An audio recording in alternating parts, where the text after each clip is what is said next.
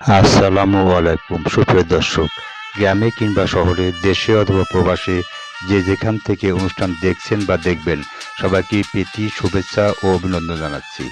RS TV YouTube channel দেখার জন্য আপনিও সবান্ধবে আমন্ত্রিত। আরএস টিভির সঙ্গেই থাকুন। আপনাদের সঙ্গে আছি উপস্থাপনায় আমি রেজাউল করিম, পরিচালনায় আছেন রাসেল সরকার, ভিডিও সম্পাদনা করেছেন রাজীব সরকার, তত্ত্বাবধান আছেন আব্দুল মমিন এবং সঙ্গে আছেন মাসুদুজ্জামান বাবু। যেহেতু কন্টেন্টটি ঐতিহাসিক বিষয়ের উপর তৈরি করা বিধায় সময় একটু লম্বা হলেও বিষয়টি ধরে ধরে দেখার জন্য বিনীত অনুরোধ রইল। আরএস টিভির সঙ্গে থাকার জন্য ধন্যবাদ সবাইকে। চলুন অনুষ্ঠানের মূল পর্বে। আসসালামু আলাইকুম দর্শক, বিএনপি নেতা আব্দুল্লাহ নোমান আর নেই। বীর মুক্তিযোদ্ধা, বিএনপি ভাইস চেয়ারম্যান ও সাবেক মন্ত্রী আব্দুল্লাহ আল নোমান আর নেই। ইন্না লিল্লাহি ওয়া ইন্না ইলাইহি রাজিউন। আসসালামু আলাইকুম দর্শক, স্বাগত জানাই আপনাদের আজকের নতুন এই ভিডিওতে। আজ আমরা উপস্থাপন করব বিএনপি নেতা আব্দুল্লাহ আল নোমানের জীবনী দেখার জন্য আপনারা আমন্ত্রিত। আরএস টিভির সঙ্গেই থাকুন। সম্মানিত সুধী, আব্দুল্লাহ আল নোমান বাংলাদেশের জাতীয়তাবাদী দলের রাজনীতিবিদ এবং সাবেক সংসদ মৎস্যমন্ত্রী এবং খাদ্যমন্ত্রী হিসাবে দায়িত্ব পালন করেছেন। আব্দুল্লাহ আল নোমানের ব্যক্তিগত বিবরণ। জন্ম: আব্দুল্লাহ আল নোমান 2রা জুলাই 1942 সনে জন্মগ্রহণ করেন। নাগরিকত্ব ব্রিটিশ ভারত 1947 সন পর্যন্ত, পাকিস্তান 1971 সনে পূর্ব পাকিস্তান, হৃদয় বাংলাদেশ। মৃত্যু: আব্দুল্লাহ আল নোমান 25শে ফেব্রুয়ারি 2025 সনে স্কয়ার হাসপাতালে মহান সৃষ্টিকর্তার আগে সাড়া দিয়ে সবাই কাঁদিয়ে চলে যান না ফেরার দেশে। পরে তিনি যেখানে থাকুক মহান সৃষ্টিকর্তার জন্য ভালো রাখেন সেই কামনাই করি। জাতীয়তা বাংলাদেশী, ধর্ম ইসলাম, রাজনৈতিক দল বাংলাদেশ জাতীয়তাবাদী দল বিএনপি। মঙ্গলবার সকাল 6টায় অসুস্থ অবস্থায় রাজধানী স্কয়ার হাসপাতালে নেওয়া হলে চিকিৎসক তাকে মৃত ঘোষণা করেন। মৃত্যুকালে তার বয়স হয়েছিল 83 বছর। আব্দুল্লাহ আল নোমান তার সহধর্মী এক ছেলে এক মেয়ে রেখে গেছেন।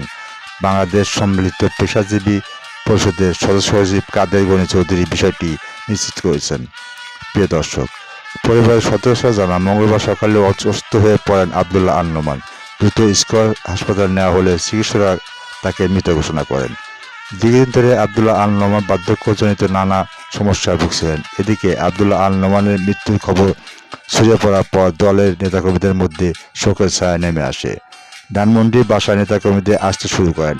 বিএনপি মহাসচিব মির্জা ফখরুল ইসলাম আলমগীর, স্থায়ী কমিটির সদস্য ইকবাল হাসান মাহমুদ টুকু সহ নেতারা বাসায় যান। বাদ আসর নয়াপল্টনে বিএনপির কেন্দ্রীয় অফিসের সামনে আব্দুল্লাহ আল নোমানের প্রথম নামাজ জানাজা অনুষ্ঠিত হয়। তৃতীয় জানাজা অনুষ্ঠিত হয় সংসদ ভবনের দক্ষিণ প্লাজায়।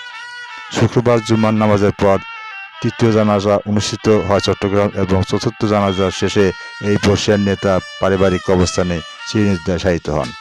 এদিকে দলের ভাইস চেয়ারম্যানের মৃত্যুতে চট্টগ্রামে সমাবেশ স্থগিত করেছেন বিএনপি। পূর্ব ঘোষণা অনুযায়ী আজ সমাবেশের আয়োজন করেছিল চট্টগ্রাম উত্তর জেলা বিএনপি। সেখানে প্রধান বক্তা হিসেবে আব্দুল্লাহ আল নোমানের থাকার কথা ছিল। আব্দুল্লাহ আল নোমান 1991 সালে চট্টগ্রামে কোতোয়ালি থেকে প্রথম সংসদ সদস্য নির্বাচিত হন। 1981 সনের নির্বাচনে বিজয়ী হওয়ার পর মৎস্য ও প্রাণী সম্পদ মন্ত্রণালয় এবং 2001 সনের নির্বাচনে বিজয়ী হওয়ার পর খাদ্য মন্ত্রণালয়ের মন্ত্রী হিসাবে কর্মরত ছিলেন। 60-এর দশকের শুরুতে হামিদুর রহমান শিক্ষা কমিশনের বিরুদ্ধে আন্দোলন করতে গিয়ে নোমান যোগ দেন ছাত্র ইউনিয়নের মেননপন্থী ছাত্র ইউনিয়নে। চট্টগ্রামের মহানগরীর সাধারণ সম্পাদক, বৃহত্তম চট্টগ্রামের সভাপতি এবং কেন্দ্রীয় সাংগঠনিক সম্পাদকের দায়িত্ব পালন করেন। প্রিয় দর্শক, ছাত্র জীবন শেষে মৌলানা আব্দুল হামিদ খান ভাসানীর হাত ধরে যোগ দেন শ্রমিক রাজনীতিতে। পূর্ব বাংলার শ্রমিক ফেডারেশনের সহসভাপতি ছিলেন। ভাসানীপন্থী ন্যাপের রাজনীতিতে সঙ্গে জড়িত হন। 1970 সনে তাকে ন্যাপের কেন্দ্রীয় সাংগঠনিক সম্পাদক করা হয়। 1971 সনে মুক্তিযুদ্ধে যোগ দেন। যুদ্ধ শেষে আবারও ন্যাপের রাজনীতি সক্রিয় থাকেন। জিয়া রহমান বিএনপি গঠনের পর 1981 সনে যোগ দেন দলটিতে। চট্টগ্রামের রাউজান ও কোতোয়ালি আসন থেকে একাধিকবার সংসদ সদস্য নির্বাচিত হয়েছেন। বিএনপি সরকারের মন্ত্রিসভা, খাদ্য, মৎস্য ও পানি সম্পদ, যুব ও ক্রীড়া মন্ত্রণালয় একাধিকবার দায়িত্ব পালন করেছেন। বিএনপি নেতা নোমানের মৃত্যুতে তারেক রহমানের শোক। বিএনপির ভাইস চেয়ারম্যান ও সাবেক মন্ত্রী আব্দুল্লাহ আল নোমানের মৃত্যুতে শোক জানিয়েছেন দলটির ভারপ্রাপ্ত চেয়ারম্যান তারেক রহমান ও মির্জা ফখরুল ইসলাম আলমগীর, ইকবাল হাসান মাহমুদ টুকু। তথ্য ও সম্প্রচার উপদেষ্টা মোহাম্মদ নাহিদ ইসলামের শোক। বিএনপির ভাইস চেয়ারম্যান সাবেক মন্ত্রী আব্দুল্লাহ আল নোমানের মৃত্যুতে শোক জানিয়েছেন তথ্য ও সম্প্রচার উপদেষ্টা মোহাম্মদ নাহিদ ইসলাম। এক শোক বার্তায় তিনি বলেন, আব্দুল্লাহ আল নোমান ছিলেন একজন ত্যাগী রাজনীতিবিদ। রাজনৈতিক অঙ্গনে তিনি ব্যক্তিত্ব সম্পন্ন একজন নেতা হিসেবে পরিচিত ছিলেন। তার মৃত্যুতে দেশের জন্য অপূরণীয় ক্ষতি। প্রিয় দর্শক, মা বাবা কবরের পাশে সাহিত্য করা হয়েছে সাবেক মন্ত্রী ও বিএনপির ভাইস চেয়ারম্যান বীর মুক্তিযোদ্ধা আব্দুল্লাহ আল নোমানকে। শুক্রবার 28শে ফেব্রুয়ারি বাদ আসর চট্টগ্রামের রাউজান উপজেলায় গহিরা হাই স্কুল মাঠে নামাজে জানাজা শেষে সন্ধ্যায় পারিবারিক কবরস্থানে দাফন করা হয়। বিষয়টি নিশ্চিত করেছেন আব্দুল্লাহ আল নোমানের ব্যক্তিগত সহকারী নুরুল আজিম হিরু।